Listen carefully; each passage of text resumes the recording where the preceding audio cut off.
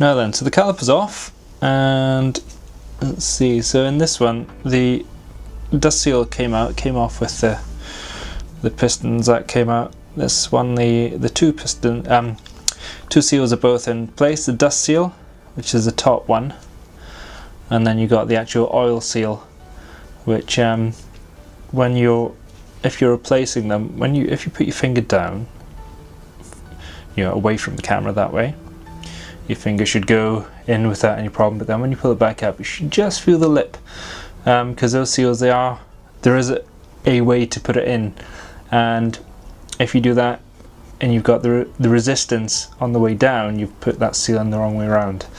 So make sure you put those in the correct way, otherwise when you press your brake, you're just going to spew brake fluid all over your discs and calipers and everything else. So I need to get these seals out now, so what I'm going to do is I've got a ludicrously long match that I used to light the blowtorch. I didn't think they were, don't judge me, okay? I didn't think they were going to be that big when I bought them.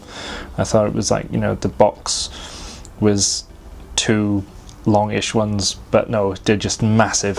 So one conveniently snapped, so I'm going to use that because this casing is aluminium, and if I use a screwdriver or something like that, I might scratch it.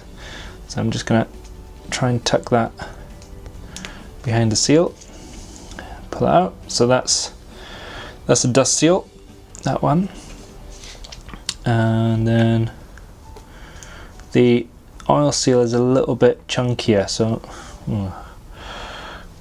I might have a bit more trouble, especially if I, oh no, mullered matchsticks all around. Right, let's try that again. Obviously, oh bloody hell, this is made from the worst bit of wood in the world. Obviously, if you have any hints or tips to do this easier or make it easier, then feel free to post. I think that this matchstick is a goner, because I have in the past just used a small, very carefully used a small screwdriver, flat-headed screwdriver, to get these out, which I may resort to doing again because that is not working. Alright, so another small screwdriver. Again, when you do this, you got to be very careful not to score the aluminium chain bar. There we are. So we have one dust seal. You normally get dust seal, oil seal, sorry, not dust seal. You normally get new seals with your pistons, but you can buy them separately. So if you were just taking your pistons out and just wanted to change your seals because you felt that they were not performing as they should do, then you can buy them separately. But if you're going to change your pistons, you may as well change your seals as well. I've actually got a spare set of seals from before knocking about in here somewhere. Right, so now in here, just get focus on that, zoom in a bit as well. Dun dun dun, extreme close up. Alright, trying to get this at an angle where you can actually see it properly. So, where's my pointer? Trying to get in, so in here, well, this is so tricky trying to do this. So this muck in there, that's not actually muck, that's hard stuff. So the salt from the road, zoom out so I can gesticulate. So when you're riding along and the salt from the road is kicking up onto your wheels and going onto your discs, it's also getting in there, and as your discs or brakes heat up, or even when you park up and they dry out, what was a salt solution, the liquid evaporates and then it leaves these crystals behind, and as they build up then, when they get wet, they expand and they stop your pistons from moving back and forth freely. So I'm going to have to debride that as well, very carefully.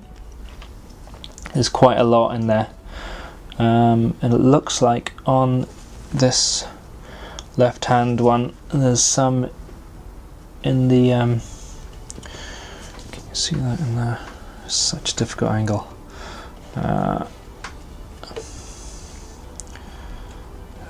Too close. You can see a bit of black just in the which way? And the second one, second bit down. Let me get my screwdriver in here. So that'll have to come off. So all this, what you can do if you're doing this and you're not sure if it's just Ming or whatever, just gets, you know, I'm not pushing against the metal at all here. I'm just literally rubbing this along, and I can feel resistance, and that's going to be the deposits of the salt and crud. If I'm lucky, just by running this, the tip of this over it, I'll be able to, you know, come off. But what I'm going to do, I'm going to get a lot of brake cleaner and get all the out. Ideally, what you want to do would be to strip the caliper and put it in an ultrasonic cleaner. I'm going to mechanically take it off. So by mechanically, basically, you know, rub it off gently, because there's not that much, because I have done it before, so the build-up is quite small on this, so it should be good.